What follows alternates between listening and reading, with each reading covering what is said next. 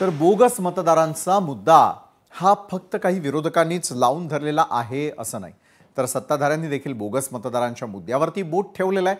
नुकतीच काही दिवसांआधी शिंदेंच्या शिवसेनेचे नेते संजय निरुपम यांनी महाराष्ट्रामधील मतदार यादीमध्ये मोठ्या प्रमाणावर बोगस मतदार असल्याचं म्हटलं होतं आणि यावेळी त्यांनी बिहारप्रमाणेच महाराष्ट्रातही एसआयआर प्रक्रिया राबवण्याची मागणी केलेली होती। त्यांचं म्हणणं देखील पाहूया।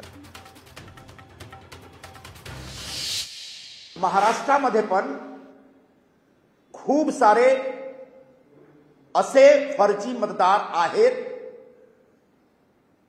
बिहार सारखा महाराष्ट्रामध्ये पण एसआयआर ची प्रक्रिया सुरू झाली पाहिजे, जेणेकरून इकडे राहणारे जो बांगलादेशी घुसखोर आहेत,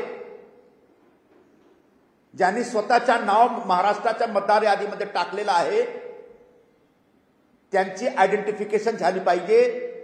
आणि त्याचप्रमाणे जो रिपीट वोटर्स आहेत, जो फर्जी वोटर आहेत, संशयित वोटर्स आहेत,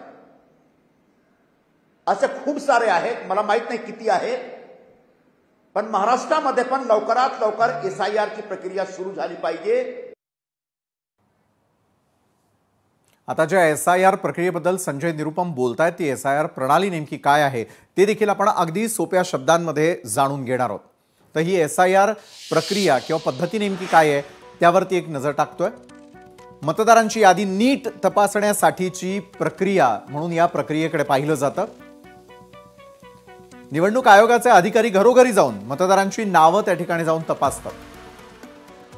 चुकीची, डुप्लिकेट आणि मृत व्यक्तींची नावं त्यातून वगळली जातात। 18 वर्ष वय पूर्ण झालेल्यांची यादीत नोंद केली जाते। तर स्वच्छ, अचूक, फसवणूक मुक्त मतदार यादीसाठी एसआयआर प्रणाली अतिशय महत्त्वाची ठरत असते।